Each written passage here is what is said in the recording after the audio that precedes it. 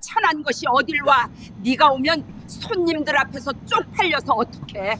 그냥 집에서 쉬어. 시어머니 칠순잔치 당일 아침 호텔 로비에서 들은 말입니다. 신명 하객 앞에서 며느리 직업이 시장 생선가게라는 게 창피하다더군요.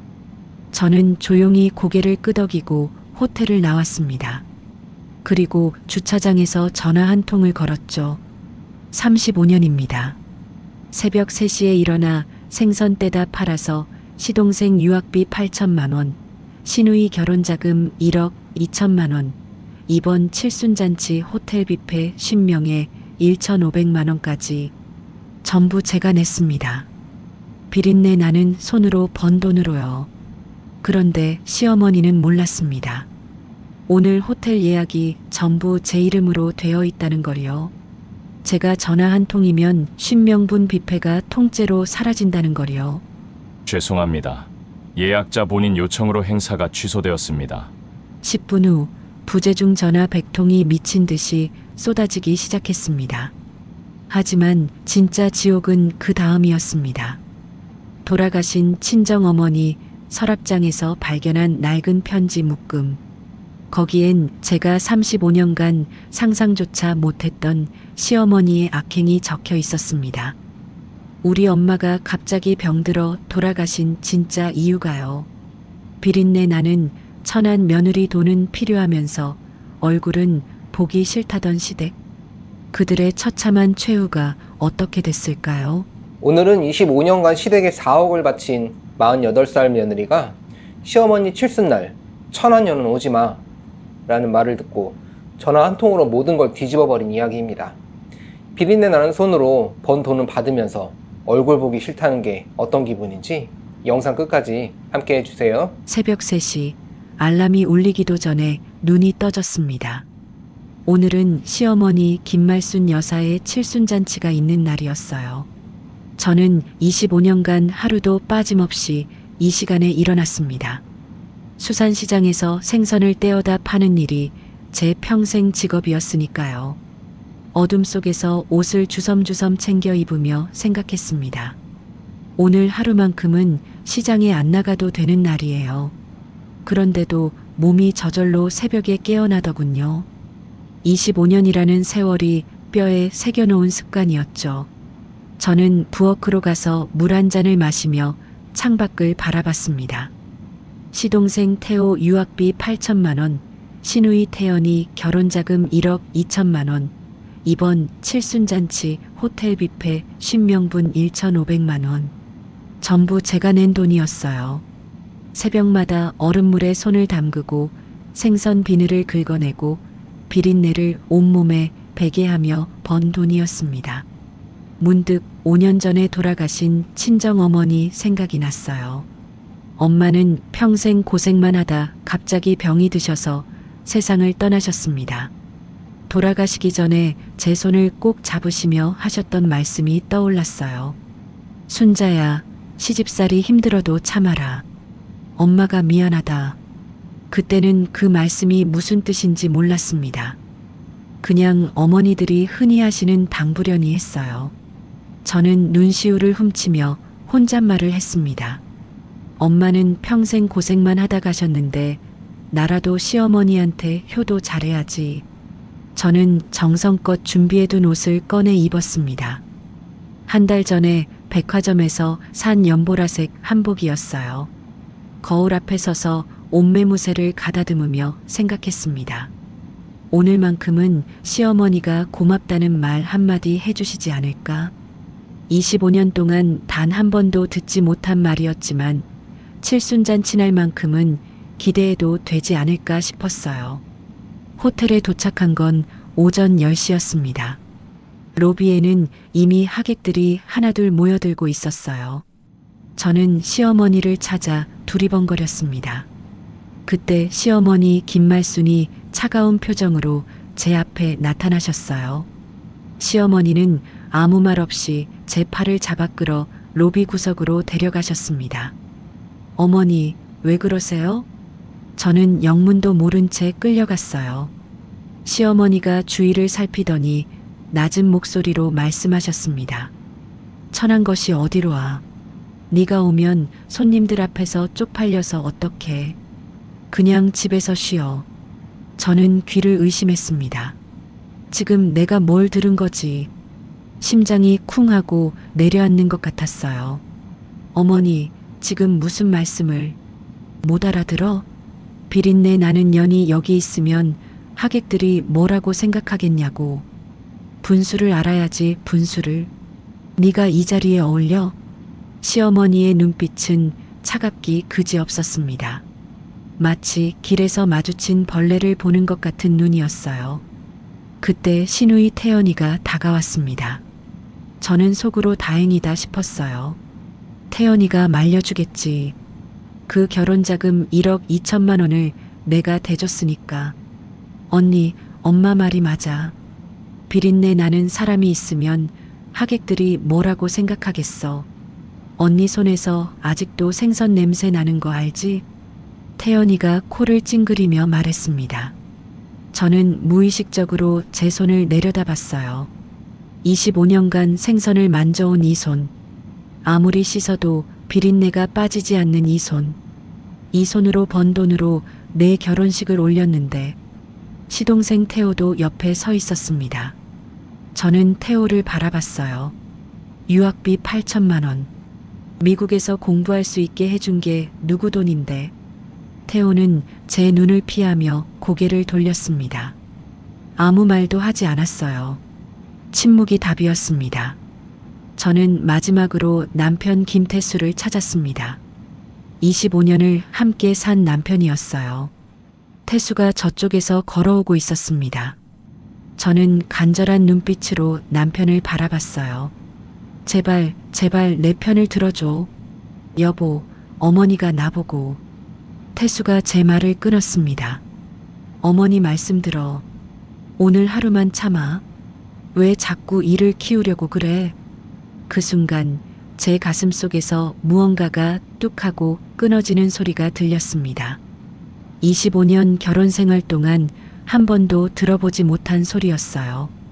참을 인자를 가슴에 새기고 또 새기며 버텨온 25년. 그 모든 세월이 한순간에 무너져 내리는 소리였습니다. 저는 아무 말 없이 호텔 로비를 빠져나왔습니다. 다리가 후들거렸어요. 주차장까지 걸어가는 동안 머릿속으로 지난 25년이 주마등처럼 스쳐 지나갔습니다. 새벽마다 얼음물에 손을 담그던 기억, 생선 비늘이 눈에 들어가 충혈된 눈으로 장사하던 기억, 손이 트고 갈라져서 피가 나도 연고 하나 못 바르고 일하던 기억, 그렇게 번 돈이 어디로 갔는지 하나하나 떠올랐습니다. 저는 차에 올라타 떨리는 손으로 핸드폰을 꺼냈습니다. 호텔 예약 확인 문자를 열어봤어요. 예약자 박순자. 그랬습니다. 이 잔치의 예약자는 저였어요. 1,500만 원을 결제한 사람도 저였습니다. 저는 호텔 연회 담당자 번호를 눌렀습니다. 여보세요. 오늘 칠순잔치 예약 취소해주세요. 예약자 본인입니다. 고객님, 50명분 뷔페가 전부 취소되는데 괜찮으시겠습니까? 네, 취소합니다. 전화를 끊고 핸드폰을 조수석에 던져놓았습니다. 그리고 창밖을 바라봤어요. 하늘이 맑았습니다. 웃기게도 이렇게 마음이 시원한 건 처음이었어요. 얼마 지나지 않아 핸드폰이 미친 듯이 울리기 시작했습니다. 부재중 전화 1통, 5통, 10통, 30통, 100통이 넘어갈 때까지 저는 전화를 받지 않았습니다. 저는 조용히 중얼거렸습니다. 이제 시작이다. 그 시각 호텔 연회장은 아수라장이 되어 있었습니다. 시어머니 김말순이 호텔 직원의 멱살을 잡을 듯이 다가서며 소리를 질렀어요. 예약이 취소됐다니 그게 무슨 개소리야. 당장 음식 내와. 호텔 직원이 한 발짝 물러서며 난감한 표정으로 대답했습니다. 죄송합니다, 고객님. 예약자 박순자님 본인 요청으로 행사가 취소되었습니다. 그 순간 김말순의 얼굴이 하얗게 굳어졌어요. 하객 10명의 시선이 일제히 김말순에게 쏠렸습니다. 웅성거리는 소리가 연회장 전체에 퍼져나갔어요. 뭐야, 며느리가 잔치를 취소했대. 아니, 그게 말이 돼? 돈은 며느리가 냈나 보네. 김말순의 귀가 새빨개졌습니다. 평생을 체면 하나로 버텨온 사람이었어요. 그 체면이 하객들 앞에서 산산조각 나는 순간이었죠. 시동생 태호가 벌컥 화를 내며 소리쳤습니다. 형수가 미쳤나? 당장 전화해서 취소 철회하라고 해. 신우이 태연이가 코웃음을 치며 말했어요. 내가 그럴 줄 알았어. 천한년이 끝까지 천하네. 어머니, 내가 뭘 했어요. 저런 년을 며느리로 들이면 안 된다고 했잖아요.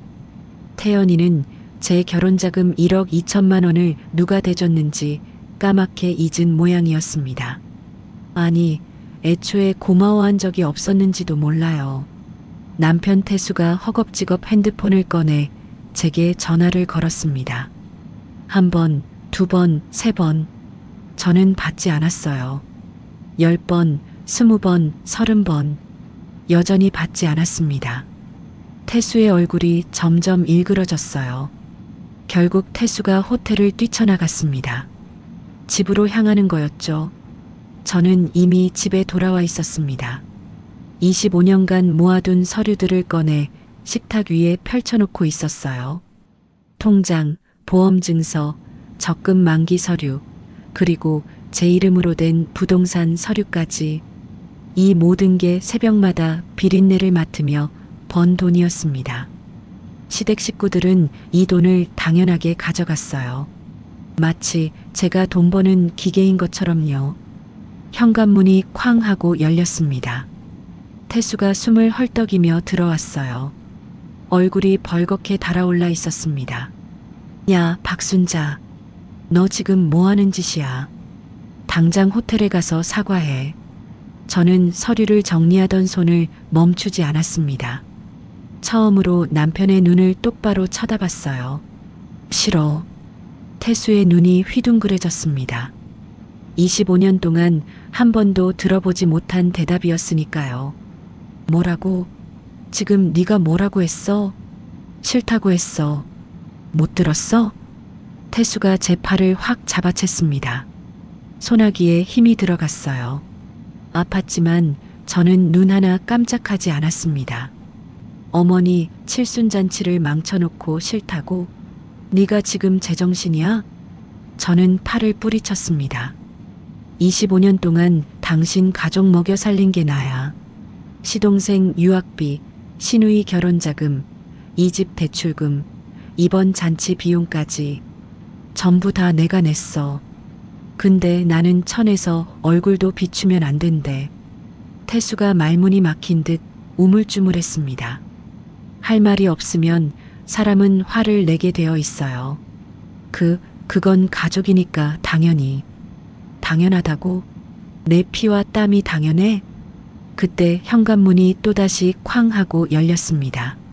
시어머니 김말순이 택시를 타고 쫓아온 거였어요. 얼굴이 시뻘겋게 달아올라 있었습니다. 인연이 감히 나한테 이래. 네가 뭔데? 네가 뭔데? 김말순이 거실로 성큼성큼 들어오며 고함을 질렀습니다. 저는 자리에서 일어나 시어머니를 마주봤어요. 어머니, 그 잔치 비용 1,500만 원 누가 냈는지 아세요? 뭐? 예약자 이름이 왜 제 이름이었겠어요? 제가 다 냈으니까요. 김말순의 눈이 흔들렸습니다. 하지만 금세 콧방귀를 뀌며 말했어요. 그깟 돈 몇 푼으로 은혜 갚은 척이야? 네가 이 집에 시집온 순간부터 네 몸뚱이도 네가 버는 푼돈도 다 우리 집 거야. 저는 피가 거꾸로 솟는 것 같았습니다. 하지만 목소리는 오히려 차갑게 가라앉았어요. 그깟 돈 몇 푼이요? 태호 유학비 8천만 원, 태연이 결혼자금 1억 2천만 원, 이 집 담보대출 갚은 것까지 합치면 4억이 넘어요. 전부 제가 비린내 나는 손으로 번 돈이에요. 김말순의 입이 벌어졌습니다. 처음으로 할 말을 잃은 표정이었어요. 저는 한 발짝 다가서며 물었습니다. 어머니, 우리 친정엄마 돌아가시기 전에 어머니가 뭐라고 하셨는지 기억나세요? 그 순간 옆에 서 있던 태수의 얼굴이 굳어졌습니다. 눈동자가 흔들리며 불안한 기색이 스쳤어요. 저는 그 반응을 놓치지 않았습니다. 김말순이 눈을 피하며 대답했어요. 뭔 소리야? 네 엄마가 아파서 죽은 거지 내가 뭘 어쨌다고. 이상했습니다. 분명히 뭔가 이상했어요. 시어머니와 남편 두 사람 다 친정어머니 이야기만 나오면 눈을 피했습니다. 25년간 한 번도 느끼지 못했던 위화감이었어요. 하지만 지금은 그걸 따질 때가 아니었습니다. 저는 시어머니를 똑바로 바라보며 말했어요. 어머니, 저 이혼할 거예요. 김말순의 눈이 휘둥그레졌습니다. 뭐? 이혼? 네가 감히 김씨 가문 며느리가 이혼을 입에 담아? 네, 이혼이요. 더 이상 이 집 며느리 안 할 거예요. 김말순이 손을 번쩍 들어 올렸습니다. 뺨을 때리려는 거였어요. 저는 피하지 않았습니다. 똑바로 시어머니의 눈을 쳐다봤어요. 때리세요. 때리시면 저도 가만 안 있을 거예요. 김말순의 손이 허공에서 멈췄습니다. 저는 물러서지 않았어요. 25년간 맞기만 했던 저였습니다. 맞으면 맞을수록 더 쪼그라들었어요. 하지만 오늘은 달랐습니다. 김말순이 천천히 손을 내렸습니다. 이를 악물며 말했어요. 두고 봐. 네가 이 집에서 빈손으로 쫓겨나게 해줄 테니까. 저는 이미 싸둔 짐가방을 들었습니다. 현관으로 향하며 말했어요. 빈손이어도 좋아요. 더 이상 이 집에서 천한년 소리 듣기 싫으니까요. 문을 열고 나서며 핸드폰을 꺼냈습니다. 딸 미정이에게 전화를 걸었어요. 미정아, 엄마야.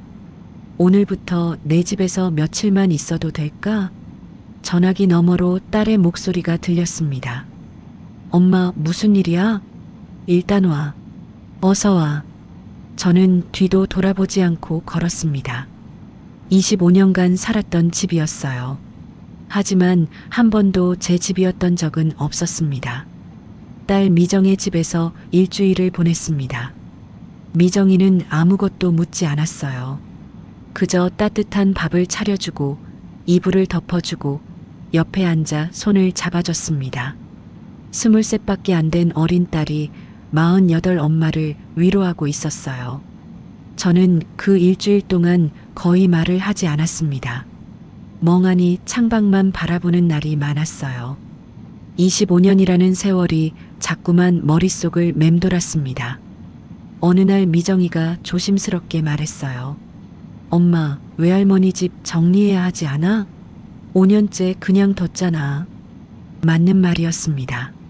친정어머니가 돌아가신 후 저는 한 번도 그 집에 가지 못했어요. 가면 울 것 같아서, 무너질 것 같아서 피해왔던 거죠. 하지만 이제는 가야 할 때가 된 것 같았습니다. 친정집 문을 여는 순간 먼지 냄새가 코를 찔렀습니다. 5년간 아무도 들어오지 않은 집이었어요. 커튼 사이로 햇살이 비스듬히 들어왔습니다. 먼지가 빗속에서 춤을 추듯 떠다녔어요. 저는 천천히 집안을 둘러봤습니다. 엄마가 앉아 계시던 안방, 엄마가 밥을 짓던 부엌, 엄마가 텔레비전을 보시던 거실, 모든 것이 그대로였어요. 시간만 멈춘 것처럼요. 안방으로 들어가 엄마의 오래된 서랍장을 열었습니다. 유품들을 정리하려던 거였어요. 낡은 옷가지들, 오래된 사진첩, 그리고 이것저것 잡동사니들. 그때 서랍 깊숙한 곳에서 낡은 종이 묶음이 손에 잡혔습니다. 고무줄로 묶인 편지들이었어요. 저는 별 생각 없이 고무줄을 풀었습니다. 첫 번째 편지를 펼치는 순간 심장이 멎는 것 같았어요. 편지지 상단에 적힌 보낸 사람, 김말순, 시어머니였습니다. 시어머니가 돌아가신 우리 엄마한테 편지를 보냈던 거예요. 저는 떨리는 손으로 편지를 읽어 내려갔습니다. 당신 딸이 우리 집안 망신이다. 비린내 나는 천안년을 며느리로 들였으니 내 팔자가 얼마나 기구한지 모른다. 당신도 딸 교육을 똑바로 안 시켜서 이 모양이 된 거다. 손이 덜덜 떨렸습니다. 다음 편지를 꺼냈어요. 당신 딸 때문에 내 아들이 출세를 못한다. 손자도 못 낳는 주제에 무슨 낯으로 이 집에 있는지 모르겠다. 당신이 낳은 년이 내 집안대를 끊으려고 작정했나 보다. 10년 전 편지였습니다. 그때 저는 유산을 했었어요. 너무 무리해서 일하다가 아이를 잃었습니다. 그 슬픔을 아무한테도 말하지 못하고 혼자 사귀었는데 시어머니는 그걸 우리 엄마한테 욕하고 있었던 거예요. 저는 미친 듯이 다른 편지들을 꺼냈습니다. 10통, 20통, 30통. 편지 묶음이 끝이 없었어요. 25년간 시어머니가 친정어머니에게 보낸 편지들이었습니다. 하나같이 저를 욕하고 친정을 무시하고 엄마를 조롱하는 내용이었어요. 가장 마지막 편지를 펼쳤습니다. 날짜를 보니 친정어머니가 돌아가시기 3개월 전이었어요. 당신이 낳은 천안년 때문에 내 인생이 망했다. 당신도 같은 천안피니까 그년을 데려가든지 해라. 내 눈에 흙이 들어가기 전에 그 천안년 얼굴 안 봤으면 좋겠다. 편지지에 얼룩이 져 있었습니다. 물에 번진 자국이었어요. 눈물이었습니다. 우리 엄마의 눈물 자국이었어요. 저는 그 자리에 주저앉았습니다. 무릎에 힘이 풀렸어요. 온몸이 벌벌 떨렸습니다. 엄마가 이것 때문에. 목소리가 나오지 않았어요. 목구멍이 막힌 것처럼 숨이 쉬어지지 않았습니다. 친정어머니가 갑자기 병이 든 이유, 하루아침에 쇠약해지신 이유, 말없이 눈물만 흘리시던 이유, 전부 이것 때문이었어요. 엄마. 저는 편지들을 가슴에 끌어안고 바닥에 엎드렸습니다. 소리 없이 울었어요. 25년간 참았던 눈물이 한꺼번에 쏟아졌습니다. 그때 서랍 구석에서 낡은 일기장이 보였어요. 엄마의 글씨체였습니다. 저는 떨리는 손으로 마지막 페이지를 펼쳤어요. 순자야, 시집살이 힘들어도 참아라. 엄마가 나서면 네 입장만 더 어려워진다. 엄마가 미안하다. 엄마가 힘이 없어서 미안하다. 다음 생에는 엄마가 네 시어머니한테 다 갚아줄게. 이번 생은 엄마가 다 참을게. 일기장이 손에서 떨어졌습니다. 엄마는 알고 계셨어요. 시어머니가 얼마나 나를 구박하는지, 얼마나 천하다고 무시하는지 다 알면서도 아무 말 못하고 혼자 가슴앓이를 하셨던 거예요. 저는 엄마 영정 사진 앞에 무릎을 꿇었습니다. 이마를 바닥에 찌우며 통곡했어요. 엄마, 나 때문에 그랬구나. 엄마가 아프면서도 나한테 말 한마디 못하고 간 거구나. 엄마, 미안해. 미안해, 엄마.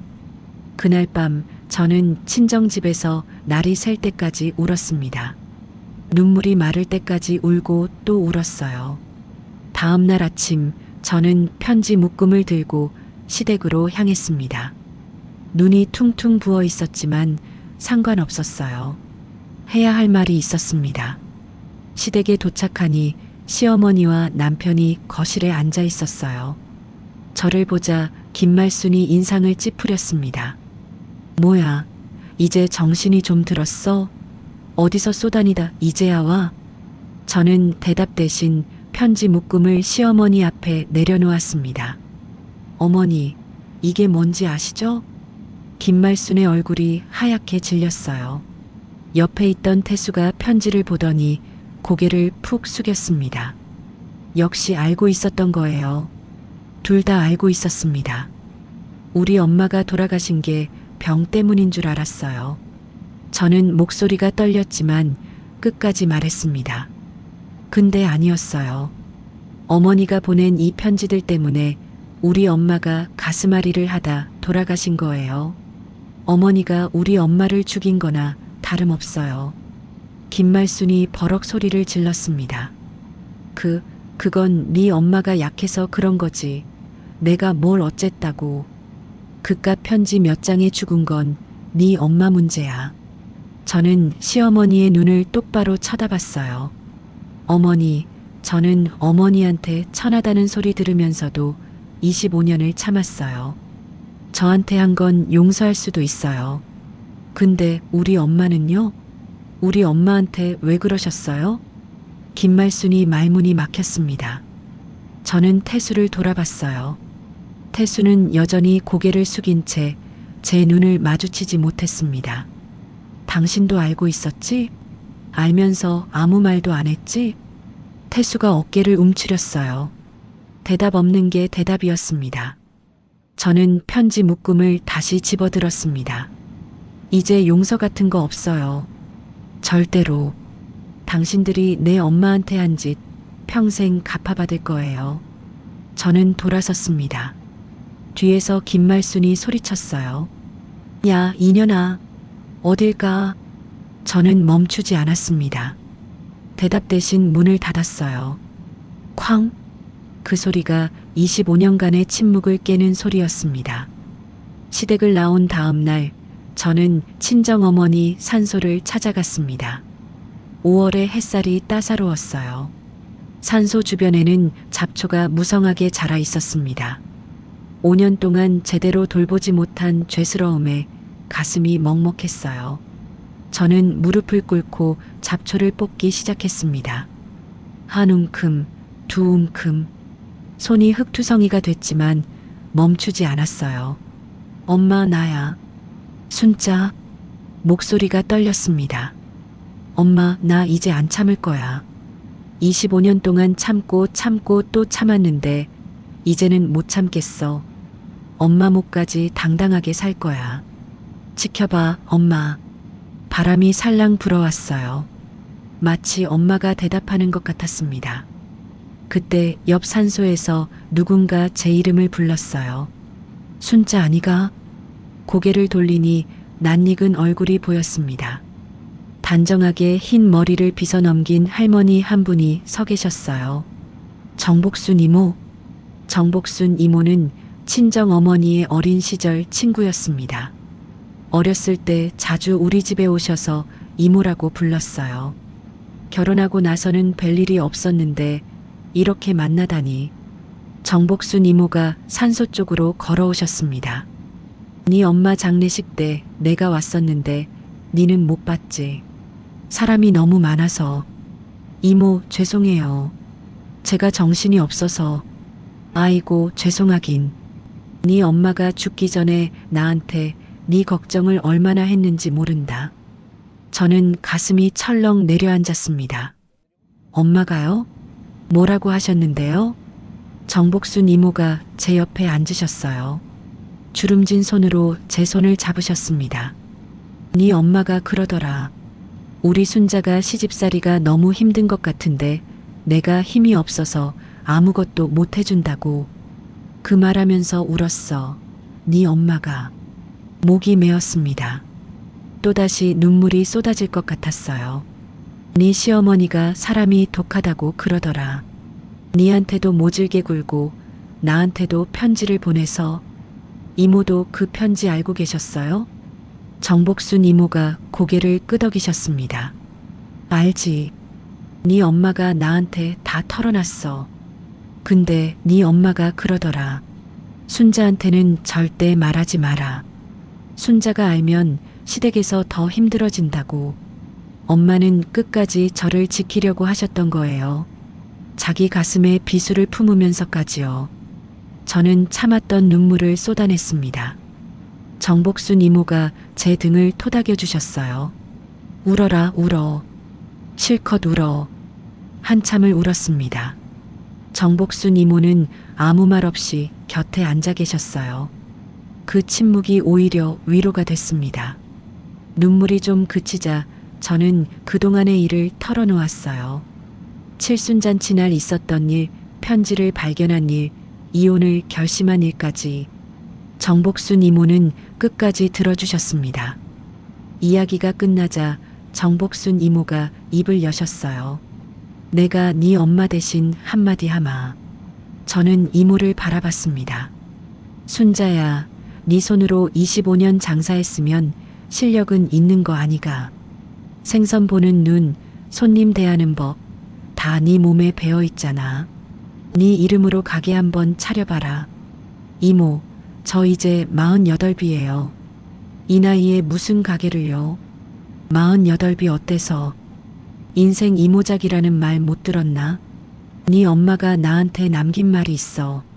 엄마가요? 정복순 이모가 제 손을 꼭 쥐셨습니다. 네 엄마가 그랬어. 복순아, 나중에 우리 순자 힘들 때 좀 도와줘라. 내가 못해준 거 니라도 해줘라. 그래서 내가 미천 좀 보태줄 테니까 걱정 마라. 저는 고개를 저었습니다. 안 돼요, 이모. 그건 안 돼요. 이모 노후 자금인데. 노후 자금은 무슨. 나 혼자 먹고 살 돈은 충분해. 그리고 이건 내 돈이 아니야. 네 엄마가 니한테 주는 거야. 네 엄마 대신 내가 전해주는 거라고. 눈물이 또 흘렀습니다. 엄마는 돌아가시고도 저를 챙기고 계셨어요. 집에 돌아오니 미정이가 저를 기다리고 있었습니다. 식탁 위에 통장 하나가 놓여 있었어요. 엄마, 이게 뭐야? 내가 모아둔 돈이야. 엄마가 하고 싶은 거 해. 저는 통장을 펼쳐봤습니다. 1,200만 원이 들어 있었어요. 23살짜리 애가 어떻게 이 돈을 모았을까? 미정아, 이건 네 결혼 자금이잖아. 이거 받으면 안 돼. 미정이가 제 손을 잡았습니다. 엄마가 행복한 게 내 결혼보다 중요해. 나는 내 힘으로 결혼 자금 다시 모으면 돼. 근데 엄마 인생은 지금 아니면 안 돼. 미정아, 엄마, 나 어렸을 때 엄마가 새벽마다 나가시는 거 알았어. 잠결에 현관문 닫히는 소리 들으면서 다시 잠들었거든. 그때마다 생각했어. 우리 엄마 참 대단하다고. 그 엄마가 이제 행복해지는 거 보고 싶어. 저는 딸을 꼭 안았습니다. 이 아이만큼은 제가 제대로 키웠구나. 그 생각에 가슴이 뭉클했어요. 정복순 이모와 미정이의 도움으로 가게를 알아보기 시작했습니다. 일주일쯤 지났을 때 부동산에서 연락이 왔어요. 바닷가 마을에 작은 가게가 나왔다고 했습니다. 주소를 보는 순간 심장이 쿵 했어요. 그곳은 친정 어머니가 살아계실 때 자주 가시던 곳이었습니다. 어렸을 때 엄마 손잡고 횟집에서 물회 먹던 기억이 떠올랐어요. 엄마, 여기서 장사하면 잘 될 것 같아. 마치 엄마가 이끌어 주신 것 같았습니다. 저는 바로 계약을 했어요. 월세 80만 원짜리 작은 가게였습니다. 허름했지만 제 손으로 고치면 될 일이었어요. 가게 인테리어를 시작한 날 뜻밖의 손님이 찾아왔습니다. 순자야. 25년간 시장에서 옆자리를 지켜온 이영숙이었어요. 영숙이가 대형 비닐봉지를 양손에 들고 서 있었습니다. 영숙아, 네가 여길 어떻게 왔어? 미정이한테 주소 받았지. 야, 박순자. 네가 가게 차린다면서? 작은 횟집 하나 해보려고. 영숙이가 봉지를 바닥에 내려놓으며 말했어요. 나도 손 좀 보태줄게. 네가 없으니까 시장이 심심해서 못 살겠더라. 여기 페인트랑 롤러 사왔어. 영수가 이거 돈 들었을 텐데. 돈은 무슨. 네가 25년간 내 가게 봐준 게 얼마인데. 그거 생각하면 이건 약과야. 영숙이가 팔을 걷어붙였습니다. 자, 뭐부터 할까? 벽부터 칠하자. 저는 코끝이 찡해졌어요. 혼자가 아니었습니다. 저를 챙겨주는 사람들이 있었어요. 그 무렵 시댁에서는 이상한 일이 벌어지고 있었습니다. 김태수가 편지 이야기만 나오면 안절부절 못했어요. 밥을 먹다가도 숟가락을 놓고 텔레비전을 보다가도 멍하니 있었습니다. 김말순이 아들을 추궁했어요. 야, 네가 왜 그래? 며칠째 밥도 제대로 못 먹고. 니도 그 편지에 대해 뭔가 알고 있는 거 아니야? 태수가 움찔했습니다. 아, 아니요. 아무것도 몰라요. 눈을 피하네. 네 그 버릇 어렸을 때부터 못 고쳤어. 뭘 숨기는 거야? 아무것도 아니라니까요. 태수가 버럭 소리를 지르고 방으로 들어가 버렸어요. 김말순이 미간을 찌푸렸습니다. 저게 뭔 짓이야? 에이, 그년이 집안을 다 망쳐놨어. 하지만 김말순은 알지 못했어요. 태수가 숨기고 있는 비밀이 곧 모든 것을 뒤집어 놓을 거라는 사실을요. 횟집 개업 전날 밤이었습니다. 저는 텅 빈 가게에 홀로 앉아 있었어요. 새로 칠한 벽에서 페인트 냄새가 났습니다. 내일이면 이곳에 손님들이 들어올 거예요. 불안했습니다. 48배 처음 시작하는 내 가게. 잘할 수 있을까? 저는 혼잣말을 했어요. 엄마, 나 잘할 수 있을까? 무서워, 엄마. 그 순간 바람이 불며 가게 문이 스르륵 열렸습니다. 아무도 없었어요. 그냥 바람이었습니다. 하지만 이상하게도 무섭지 않았어요. 오히려 따뜻한 기운이 감도는 것 같았습니다. 마치 누군가 제 어깨를 감싸주는 것처럼요. 저는 눈물을 훔치며 웃었습니다.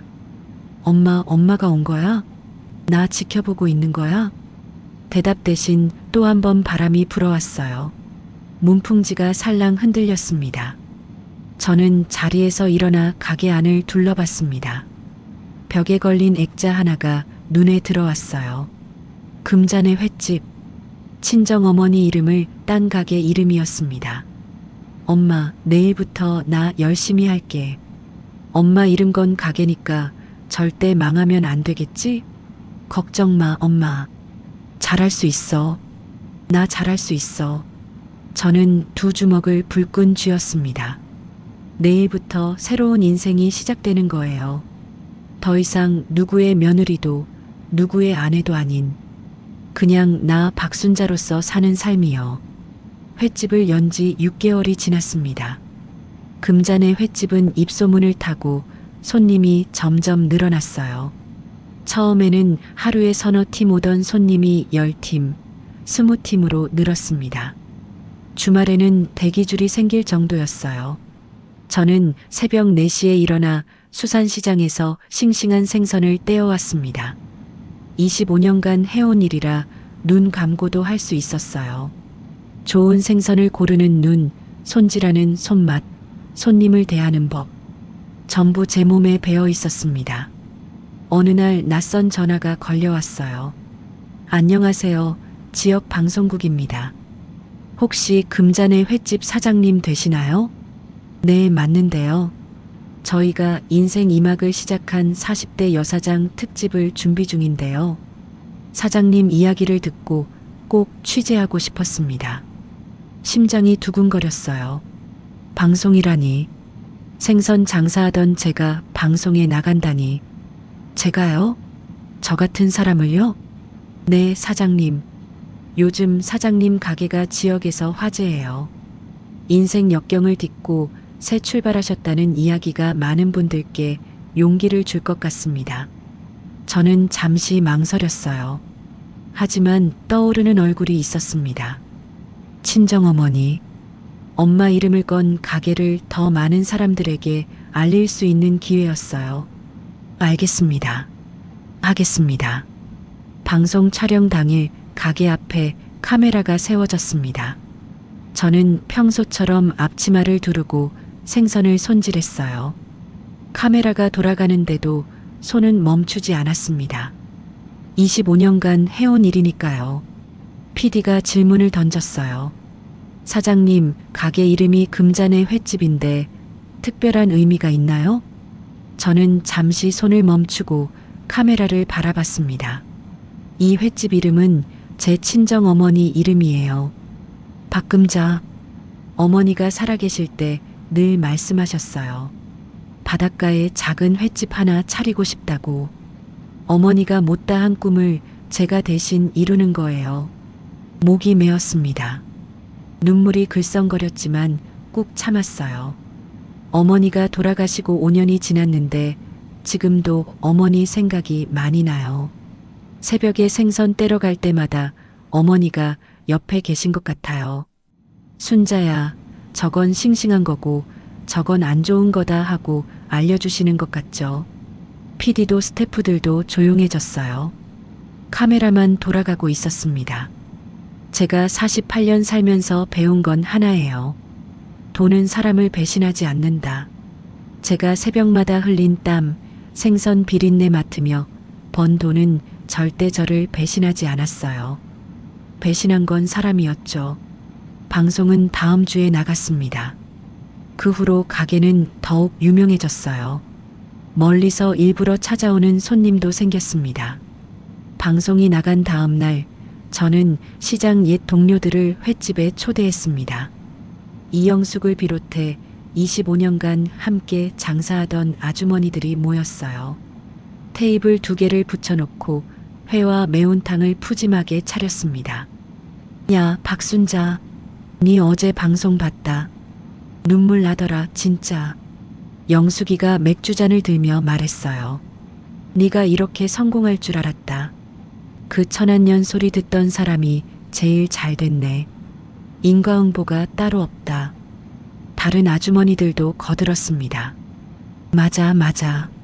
순자 시어머니가 네 욕하고 다닐 때 내가 속으로 얼마나 분했는지 몰라. 그러니까 그 시어머니 이번에 망신당한 거 시장 사람들 다 안다. 쌤통이지 뭐. 저는 웃으며 잔을 들었습니다. 고마워, 다들. 내가 힘들 때 도와줘서 이 은혜 평생 안 잊을게. 영숙이가 제 손을 잡았어요. 은혜는 무슨. 우리가 남이가. 앞으로도 잘 되길 바란다. 순자야. 따뜻한 밤이었습니다.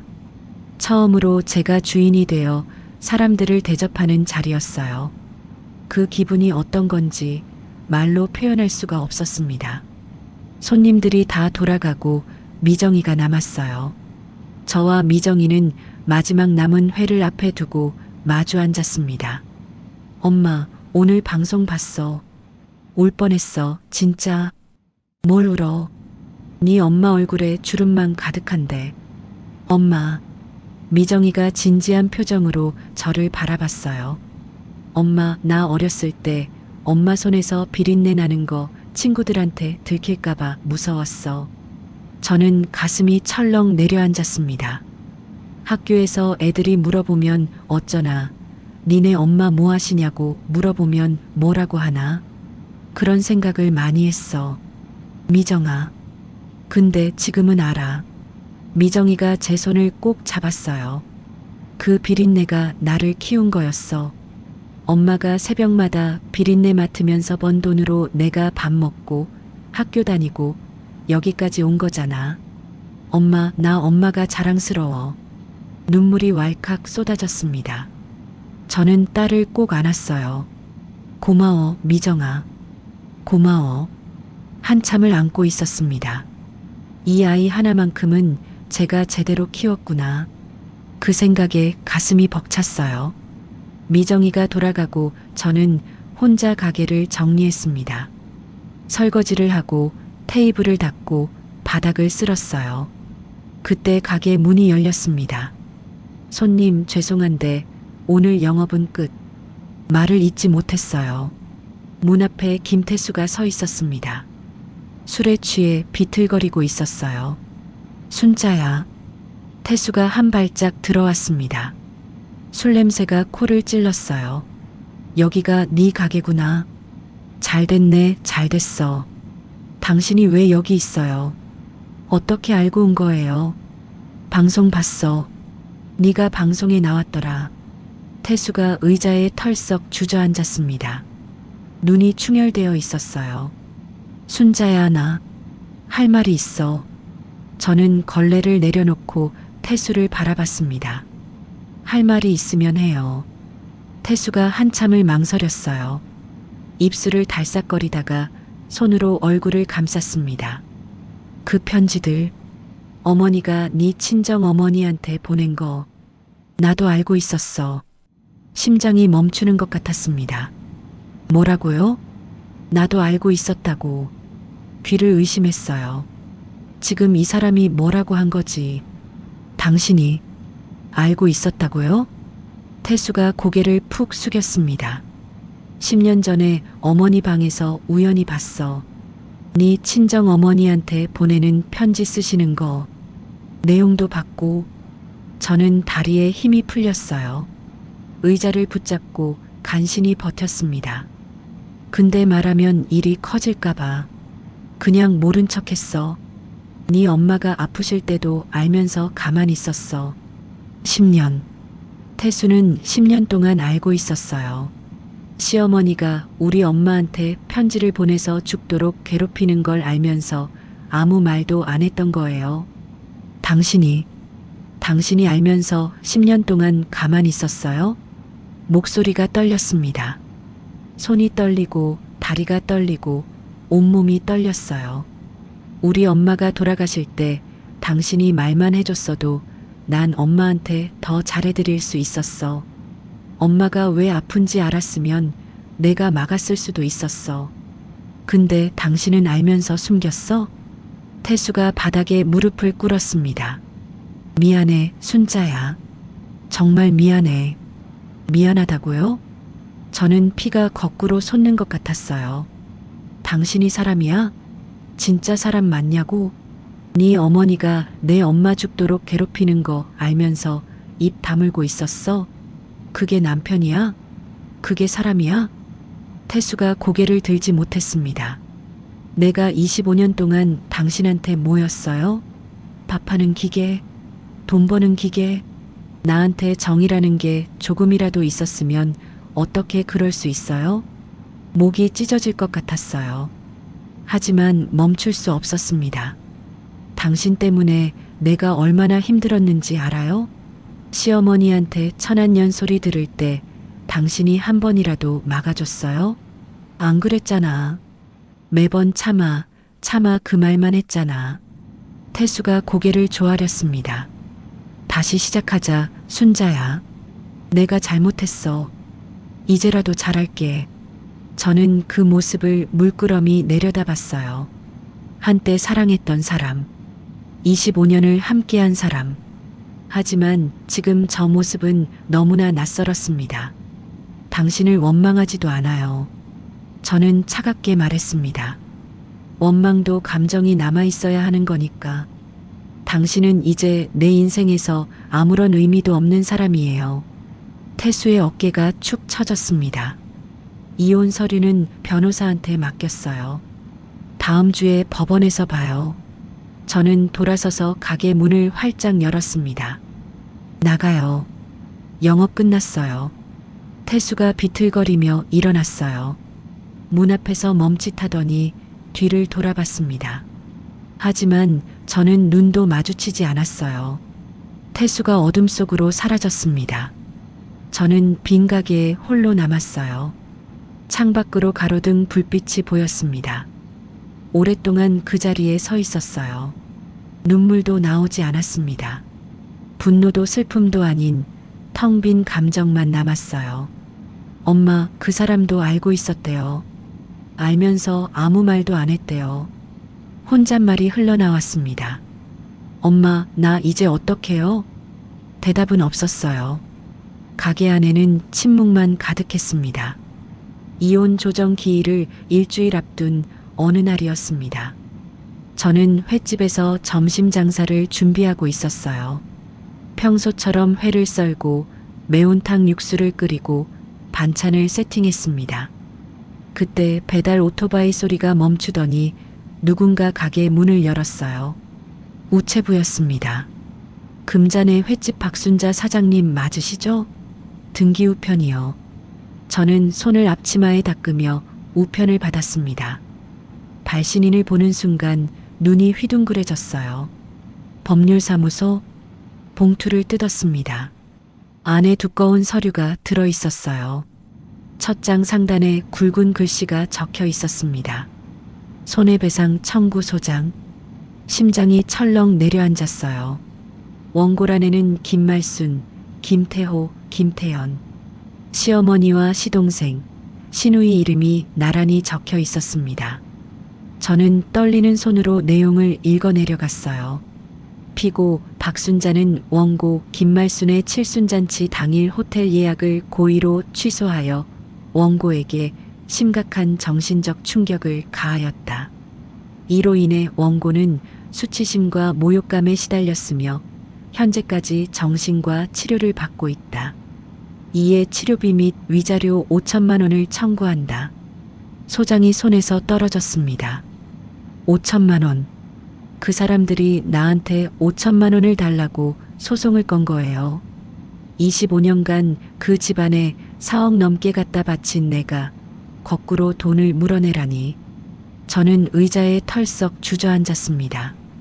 다리에 힘이 풀렸어요. 이게 무슨 날벼락인지 머리가 하얘졌습니다. 그게 끝이 아니었어요. 일주일 후 가게 앞이 이상하게 한산했습니다. 평소 같으면 점심시간에 손님이 줄을 서는데 그날따라 파리만 날렸어요.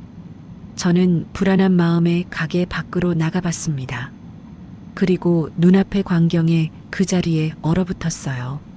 가게 유리창에 종이가 덕지덕지 붙어 있었습니다. 전단지였어요. 이 가게 주인은 시어머니를 괴롭힌 불효 며느리입니다. 칠순잔치를 망쳐서 시어머니를 병들게 한 폐륜녀입니다. 저는 손이 덜덜 떨렸습니다. 전단지가 가게 앞뿐만이 아니었어요. 길 건너 전봇대에도 옆가게 벽에도 쓰레기통에도 붙어 있었습니다. 지나가던 사람이 수군거리는 소리가 들렸어요. 저 가게 주인이 시어머니한테 그랬대. 아이고 무서워라. 요즘 며느리들이 저래. 눈앞이 캄캄해졌습니다. 저는 미친 듯이 전단지를 뜯어냈어요. 손톱이 부러지는 것도 모르고 뜯고 또 뜯었습니다. 하지만 소용없었어요. 뜯어도 전단지는 끝이 없었습니다. 바닥에 버려진 전단지들이 바람에 날려 다시 흩어졌어요. 저는 그 자리에 주저앉아 울었습니다. 지나가는 사람들이 쳐다봤지만 상관없었어요. 억울해서, 분해서, 이 지경까지 왔다는 게 서러워서 눈물이 멈추지 않았습니다. 그날 저녁 저는 정복순 이모에게 전화를 걸었습니다. 이모, 나 어떡해요? 손님이 반으로 줄었어요. 소송에다 전단지까지. 이모, 나 이러다 가게 망하는 거 아니에요? 전화기 너머로 정복순 이모의 한숨 소리가 들렸어요. 그 독한 것들이 끝까지 못 살게 구네. 순자야, 듣거라. 네, 이모. 포기하지 마라. 네가 여기서 무너지면 그년들 생각대로 되는 거야. 네 엄마가 하늘에서 보고 있어. 네 엄마가 뭐라고 하겠냐. 딸아, 힘내라. 그러겠지? 이모. 진실은 언젠가 드러나는 법이야. 네가 옳은 일한 거 사람들도 언젠가 알게 돼. 조금만 참아라, 응? 저는 전화기를 꼭 쥐고 눈물을 삼켰습니다. 네, 이모. 안 포기할게요. 절대 안 무너질게요. 바로 그 시각 뜻밖의 전화가 걸려왔습니다. 형수님, 저 태호예요. 시동생 태호였어요. 소송을 건 당사자가 뭔 낯짝으로 전화를 했을까? 저는 싸늘한 목소리로 대답했습니다. 할 말 없어요. 소송 건 사람이 몸 볼 일이 있어요? 형수님, 그게 아니라 어머니가 쓰러지셨어요. 뭐요? 어머니가 뇌졸중으로 쓰러지셨어요. 지금 병원 응급실이에요. 위독하대요. 전화기를 든 손이 멈췄습니다. 뇌졸중, 위독. 형수님, 어머니가 의식 잃기 전에 형수님 이름을 부르셨어요. 한 번만 와주세요. 전화가 끊겼습니다. 저는 한참 동안 멍하니 서 있었어요. 시어머니가 쓰러졌다. 내 이름을 불렀다. 그게 뭘 의미하는 걸까? 그때 미정이에게서 전화가 왔습니다.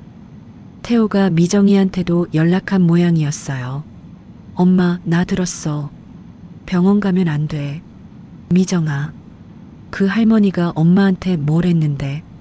외할머니 죽게 만들고 엄마한테 천한년 소리하고 이제 소송까지 걸었잖아. 그런 사람 병문안 왜 가? 안 가도 돼, 엄마. 미정이 말이 맞았어요. 그 사람이 나한테 한 짓을 생각하면 안 가는 게 당연했습니다. 하지만 25년이었어요. 미워도 25년을 어머니라고 불렀습니다. 그 세월을 그냥 지울 수가 없었어요. 미정아, 엄마 한 번만 가볼게. 얼굴 한 번만 보고 올게. 엄마, 걱정 마.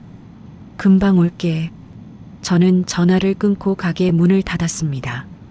차에 올라타면서도 마음이 복잡했어요. 내가 왜 가는 거지? 그 사람이 쓰러졌다고 내가 왜 달려가야 하지? 모르겠어요. 그냥 가야 할 것 같았습니다. 병원에 도착하니 중환자실 앞에 사람들이 모여 있었어요. 시동생 태호와 시누이 태연, 그리고 남편 태수까지. 저를 본 태연이가 눈을 부라렸습니다. 어머, 이게 누구야? 어머니 이 꼴로 만들어 놓고 얼굴이 좋아서 왔어? 저는 대답하지 않았어요. 태연이가 제 앞을 가로막았습니다. 지금 와서 뭐해? 효녀 코스프레야. 소송 취하해주면 들어오게 해줄게. 어때? 소송이랑 병문안이랑 무슨 상관이에요? 상관 있지. 네가 어머니 스트레스 줘서 이 지경이 된 거잖아. 책임져. 저는 더 이상 대꾸하지 않고 돌아섰습니다.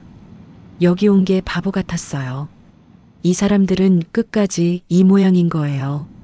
그때 중환자실 문이 열리며 의사가 나왔습니다. 김말순 환자 보호자분들이세요? 태호가 급히 다가갔어요. 네, 저희요. 어머니 어떠세요? 환자분이 의식을 회복하셨습니다. 다들 안도의 한숨을 내쉬었어요.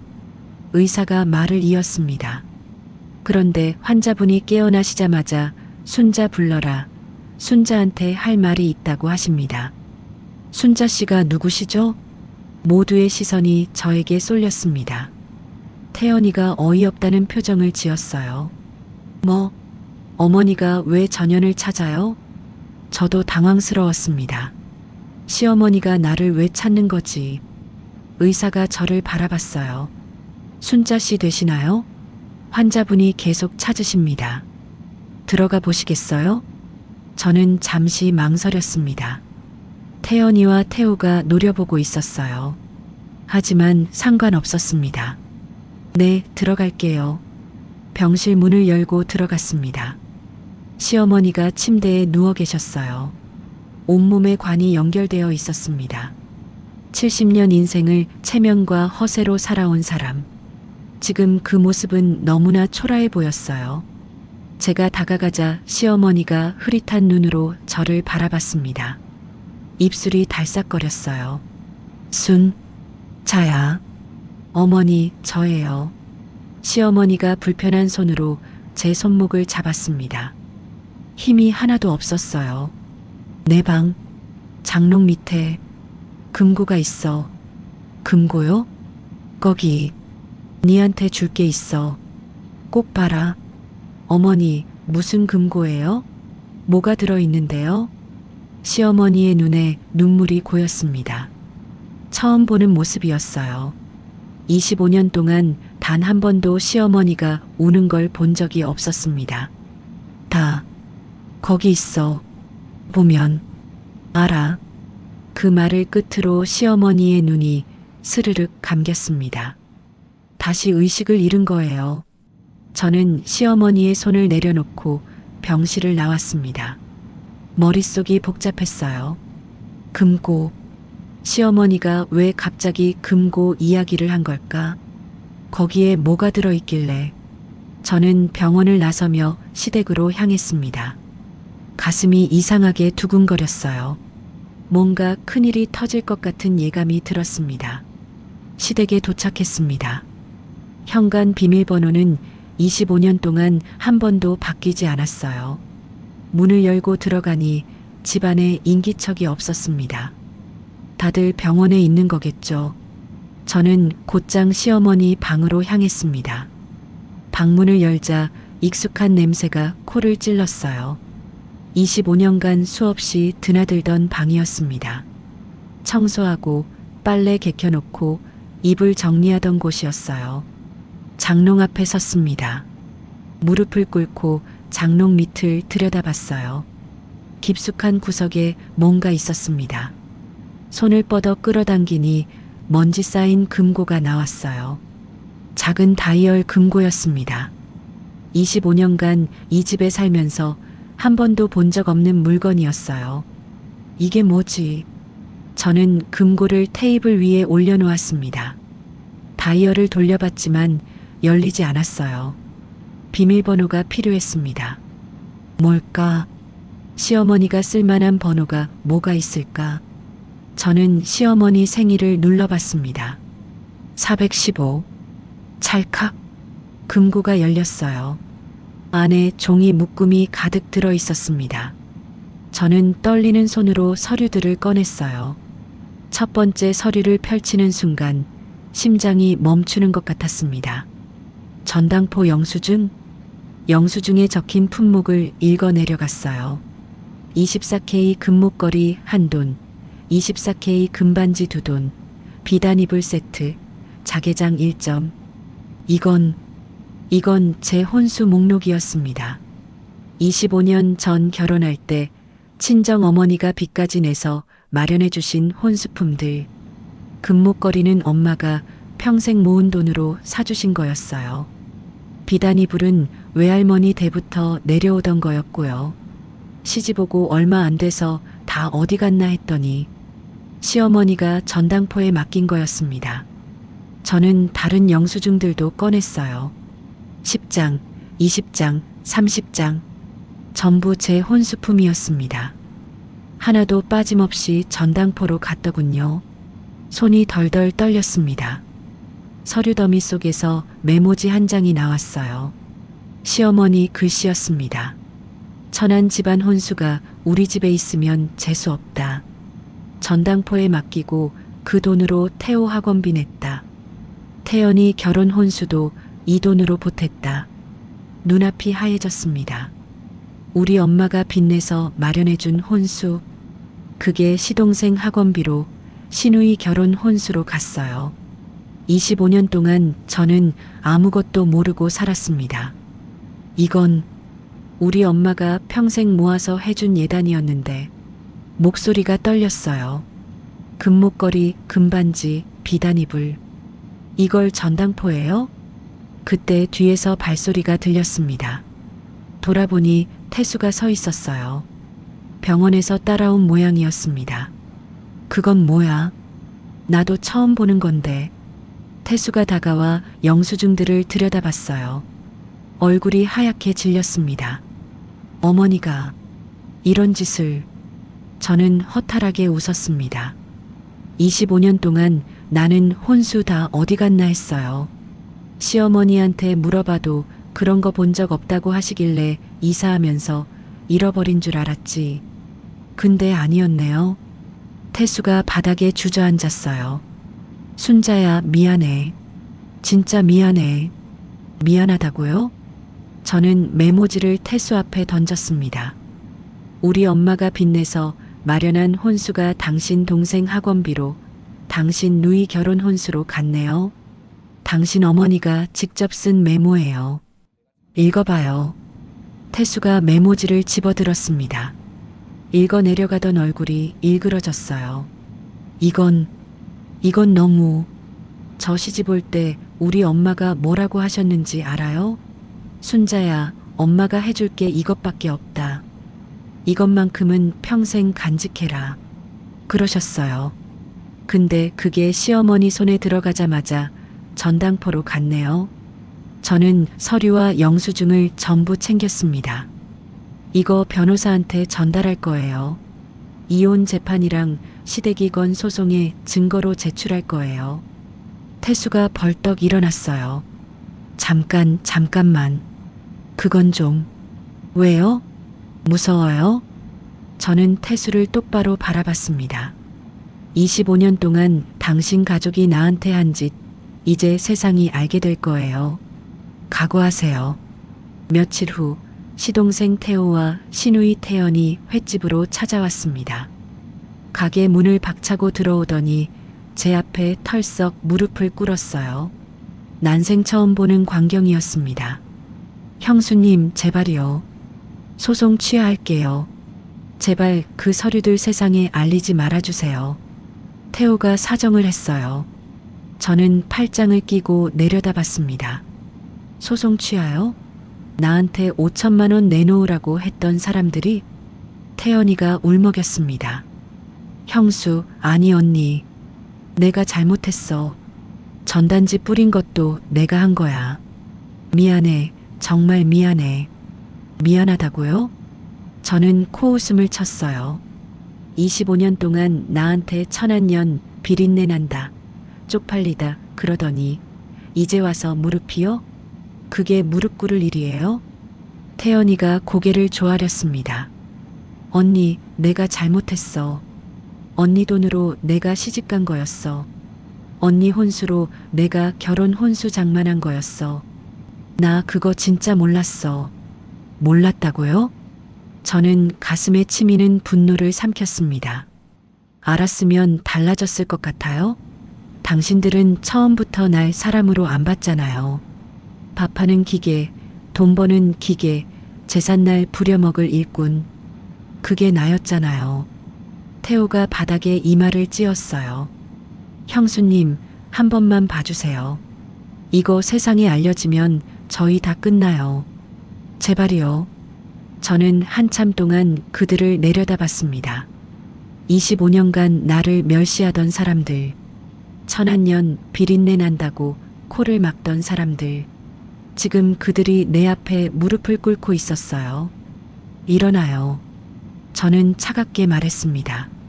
무릎 꿇는다고 용서받을 거라고 생각해요? 나한테 한 짓은 그렇다 쳐요. 근데 우리 엄마한테 한 짓은요? 우리 엄마가 빚내서 해준 혼수를 전당포에 넘기고 그 돈으로 호의호식한 거는요? 두 사람 다 대답하지 못했어요. 소송 취하하든 말든 당신들 마음이에요. 근데 나도 내 마음대로 할 거예요. 이혼 재판에서 전부 다 밝힐 거예요. 저는 가게 문을 열었습니다. 나가요. 손님 올 시간이에요.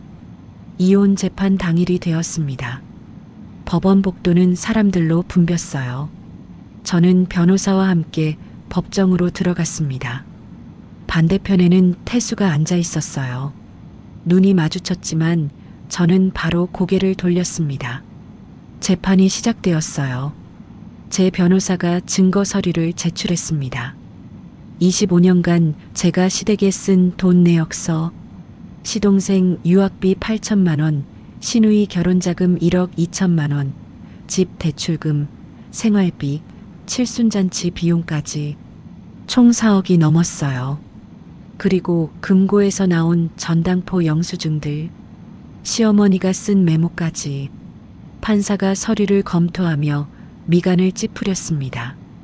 원고 측에서 제출한 증거에 따르면 피고 즉 가족이 원고의 혼수품을 무단으로 처분한 정황이 명확합니다. 태수 측 변호사가 반박하려 했지만 소용없었어요. 증거가 너무 명확했거든요. 시댁이건 손해배상 소송도 다뤄졌습니다. 판사가 말했어요. 피고 김말순 측이 원고 박순자에게 청구한 손해배상 소송은 기각합니다. 오히려 25년간 원고가 피고 측 가족을 위해 지출한 비용에 대해 재산분할 시 이를 반영하여 원고에게 유리하게 판결합니다. 저는 숨을 크게 내쉬었어요. 끝났습니다. 25년간의 악몽이 드디어 끝났어요. 법원을 나오니 미정이가 기다리고 있었습니다. 제 모습을 보자마자 달려왔어요. 저를 꼭 안아주었습니다. 엄마, 이제 다 끝났어. 엄마 거 다 찾았어. 미정아, 엄마 고생했어. 정말 고생 많았어. 저는 딸의 어깨에 얼굴을 묻었습니다. 눈물이 흘렀어요. 서러워서가 아니라 후련해서요. 25년이었습니다. 참고 또 참은 세월. 이제 끝났어요. 다음 날 저는 친정어머니 산소를 찾아갔습니다. 꽃을 사들고 산길을 올랐어요. 5월의 바람이 상쾌했습니다. 산소 앞에 무릎을 꿇고 앉았어요.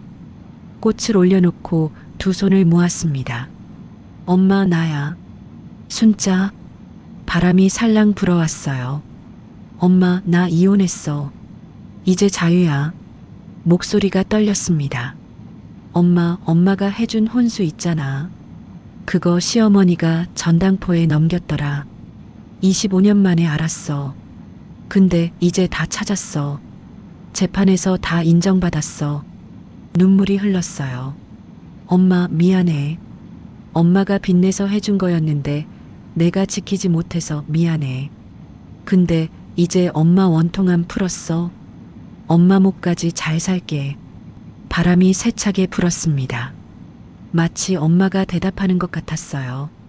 엄마, 지켜봐. 내가 얼마나 잘 사나. 비린내 나는 손으로 얼마나 떵떵거리고 사나. 꼭 보여줄게. 저는 한참 동안 산소 앞에 앉아 있었습니다. 새소리가 들렸어요. 햇살이 따뜻했습니다. 이제 진짜 새로운 시작이었어요. 이혼 후 1년이 지났습니다. 금잔의 횟집은 이제 전국적으로 소문난 맛집이 되었어요. 시댁과의 소송 이야기가 알려지면서 오히려 손님이 더 늘었습니다. 불효 며느리가 아니라 효녀였대. 25년간 시댁 다 먹여 살리고 쫓겨난 사람이래.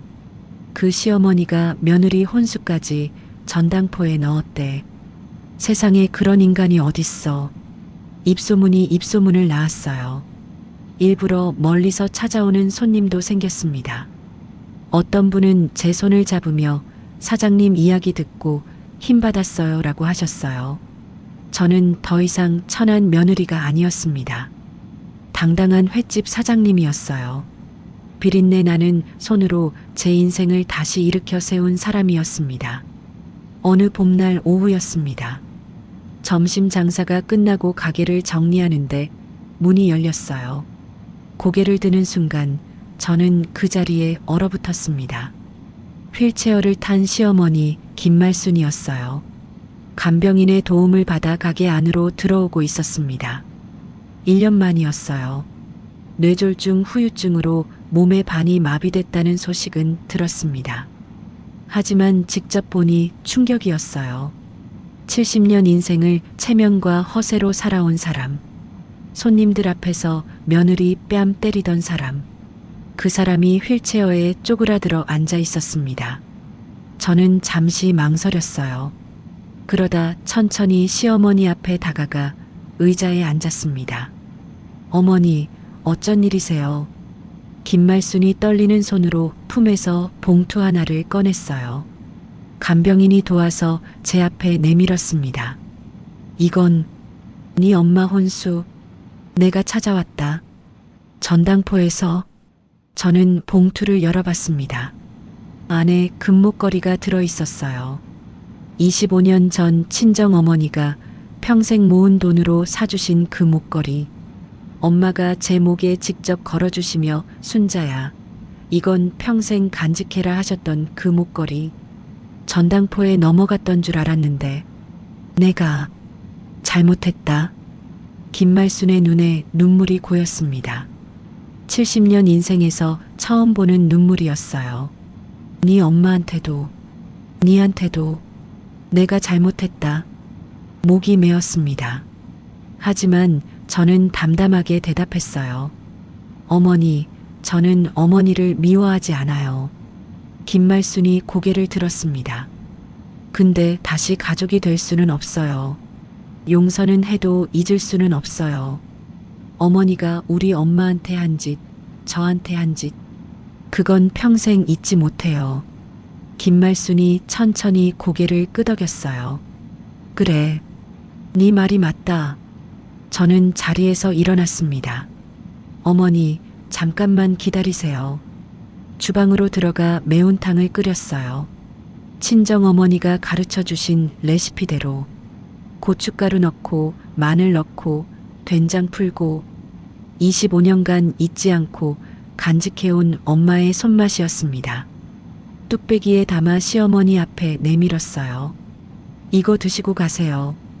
우리 엄마 레시피예요. 엄마가 살아계셨으면 어머니한테도 끓여드렸을 거예요. 김말순이 떨리는 손으로 숟가락을 들었습니다. 한 숟갈 떠서 입에 넣었어요. 눈물이 주르륵 흘렀습니다. 맛있다. 정말 맛있다. 저도 모르게 눈시울이 붉어졌어요. 미워하고 살기엔 제 남은 인생이 아까웠습니다. 그 사람 용서한 게 아니라 저를 위해 놓아준 거예요. 김말순이 매운탕을 다 먹고 가게를 나섰습니다. 문 앞에서 간병인의 부축을 받으며 뒤를 돌아봤어요. 순자야, 잘 살아라. 저는 대답 대신 가볍게 고개를 숙였습니다. 그게 마지막 인사였어요. 시어머니가 떠나고 얼마 후 정복순 이모가 들어오셨어요. 순자야, 아까 그 휠체어 탄 할매가 누구요? 예전에 저 천한년이라고 하던 사람이요. 정복순 이모가 눈을 동그랗게 떴습니다. 뭐라고? 그래서 네가 매운탕 줬어? 네, 우리 엄마 레시피로요. 정복순 이모가 한참 저를 바라보다가 빙그레 웃으셨어요. 네가 다 컸네. 네 엄마가 하늘에서 기뻐하겠다.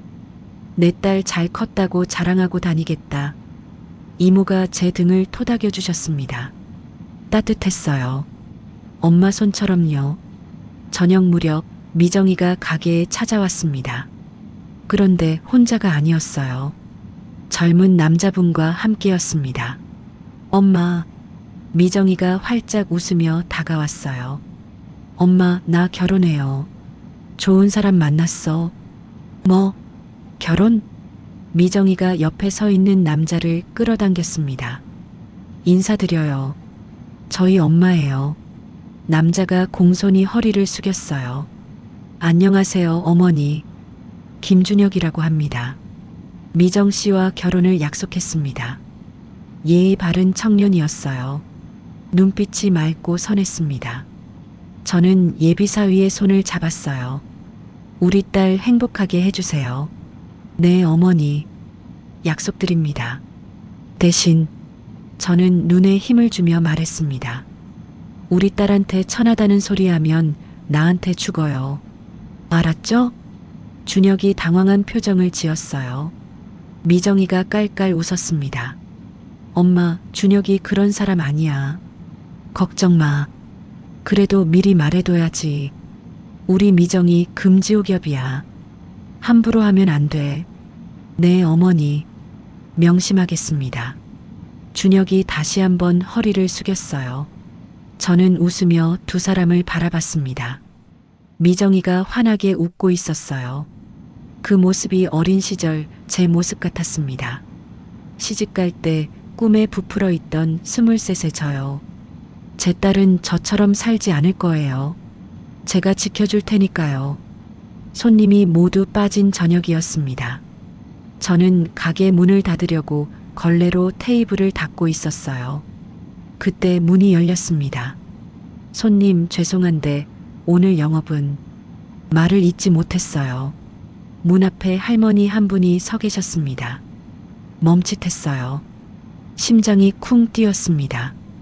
그 얼굴이, 그 인상이 돌아가신 친정 어머니와 너무 닮아 있었어요. 사장님, 여기 매운탕이 그렇게 맛있다면서요? 딱 한 그릇만 주세요. 목소리까지 비슷했습니다. 저도 모르게 눈물이 핑 돌았어요. 네, 잠깐만요.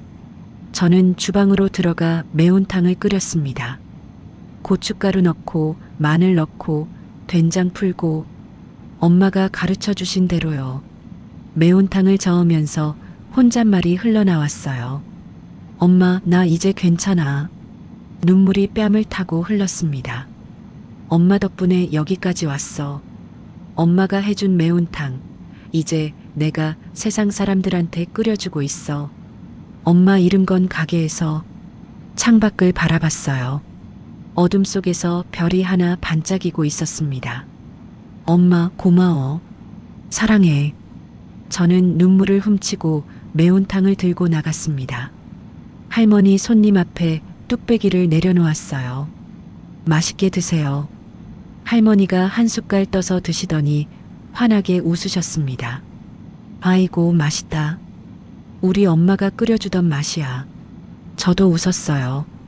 감사합니다. 가게 창밖으로 별빛이 쏟아졌습니다.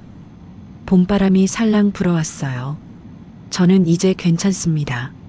비린내 나는 손으로 제 인생을 다시 세웠어요. 더 이상 누구의 며느리도 누구의 아내도 아닌 그냥 나 박순자로서 당당하게 살고 있습니다. 엄마가 하늘에서 지켜보고 계시겠죠. 엄마, 나 잘 살고 있어요. 엄마 덕분이에요. 오늘의 이야기 어떻게 들으셨나요? 순자의 사연을 정리하면서 저도 마음이 참 무거웠습니다. 25년간 천안년 소리를 들으면서도 끝까지 포기하지 않고 당당하게 자기 인생을 되찾아낸 모습 보시면서 속이 좀 시원해지셨죠? 우리가 살아온 세월 동안 참는 게 이기는 거다. 시집살이는 다 그런 거다. 그렇게 배웠습니다. 그래서 참았습니다. 그게 옳은 거라고, 그게 도리라고 믿었으니까요. 하지만 오늘 사연을 보면서 다시 한번 생각하게 됩니다. 나를 귀하게 여기지 않으면 세상도 나를 귀하게 대하지 않는다는 것을요. 세상에는 두 부류의 사람이 있습니다. 받은 만큼 갚을 줄 아는 사람과 받으면 받을수록 더 당연하게 여기는 사람. 오늘 사연 속 시어머니 김말수는 분명 후자였습니다. 며느리 혼수까지 전당포에 넘기고 친정어머니한테 악독한 편지를 보내 병들게 만들었지요. 하지만 세상 이치는 공평합니다. 뿌린 대로 거두는 법이지요. 그들의 결말은 결국 휠체어에 앉아 용서를 구하는 처지가 되었습니다. 옛말에 가는 말이 고와야 오는 말이 곱다 했습니다. 아무리 시어머니라 해도 며느리를 사람 취급하지 않는 것은 반드시 대가를 치르게 되어 있습니다. 오늘 이야기가 바로 그 증거가 아닐까 싶습니다. 혹시 지금 이 시간에도 가족이라는 이름 아래 억울함을 홀로 사귀고 계신 분 계신가요? 내가 참으면 집안이 편하니까, 내가 손해보면 끝나니까 말 못하고 속으로만 삼키시는 분들 정말 많으실 겁니다. 하지만 기억하셨으면 좋겠습니다. 여러분의 희생은 당연한 게 아닙니다. 그리고 지금이라도 절대 늦지 않았습니다. 순자 어머니처럼 48에도 새 인생을 시작할 수 있습니다. 그것이 나를 위한, 그리고 남은 인생을 위한 가장 현명한 선택이 아닐까 싶습니다. 오늘 이야기가 답답했던 가슴을 조금이나마 뚫어드렸다면 좋겠습니다. 이 사연이 마음에 드셨다면 구독과 좋아요, 알림 설정 부탁드립니다. 여러분의 작은 응원이 다음에도 좋은 이야기로 찾아뵐 수 있는 큰 힘이 됩니다.